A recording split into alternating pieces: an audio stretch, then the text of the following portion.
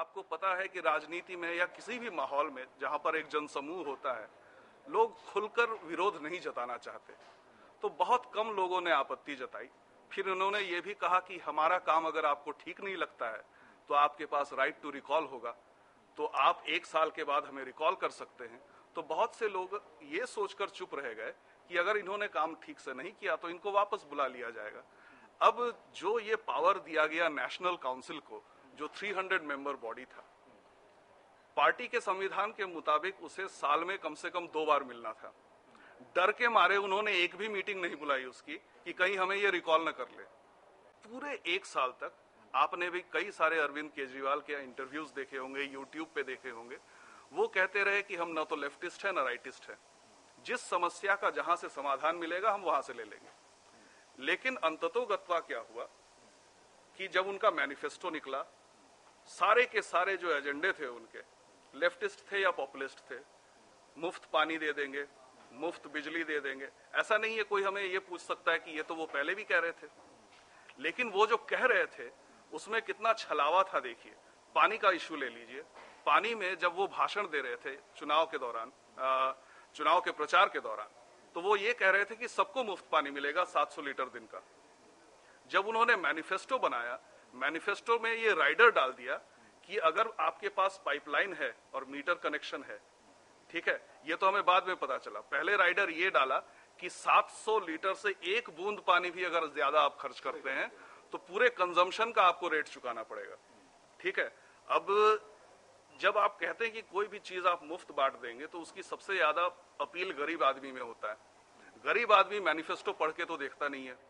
ठीक है, आपने सीमापुरी में जाकर, आपने बवाना में जाकर, जहां पर भी गरीब तबके के लोग रहते हैं उनको आपने धोखा दिया। आप यहां पर भी देखिए, उन्होंने बहुत शोर मचाया कि कोई भी पार्टी आरटीआई के लिए मान नहीं रही है कि पार्टियों को आरटीआई से सब्जेक्ट किया जाए।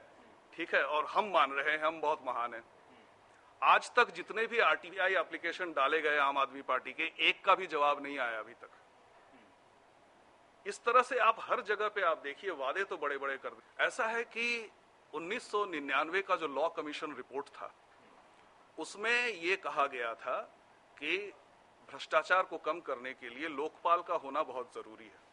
लोकपाल के साथ साथ 2 प्रावधान और जरूरी है कि अगर कोई चार्जशीटेड पॉलिटिशियन है तो वो चुनाव न लड़ सके, पहली बात, और उसकी जो जायदाद है उसे जब्त किया जाए। ये 3 पॉइंट में से, इन तीनों पॉइंट्स को लेकर गांधी सेवा और सत्याग्रह ब्रिगेड एक संस्था है जिसके मुखिया हैं शंभू दत्त शर्मा, जो कि ट्रांसपेरेंसी इंटरनेशनल के इंडिया चैप्टर को स्थापित करने वाले संस्थापक हैं। इनसे इनकी मुलाकात हुई, वहां से उन्होंने लोकपाल का आइडिया ले लिया। अब उन्हें एक मैस्कट की जरूरत थी कि इस आंदोलन को आगे बढ़ाने के लिए एक चेहरा को सामने रखना चाहिए, क्योंकि हमारा समाज जो है वो व्यक्तिवादी समाज है, विचारवादी समाज नहीं है। किसी चेहरे की अपील से लोग जल्दी खींचे चले आते हैं। वो सोच रहे थे कि किस तरह से एक बड़ा आंदोलन किया जाए। लवलीन थडानी ने अरविंद केजरीवाल को एलके आडवाणी से मिलाया, आडवाणी से इनकी मुलाकात हुई। उसके बाद हुआ क्या कि उसी साल एलके आडवाणी की एक यात्रा फ्लॉप हो चुकी थी, कोई खास रिस्पांस पब्लिक का आया नहीं था।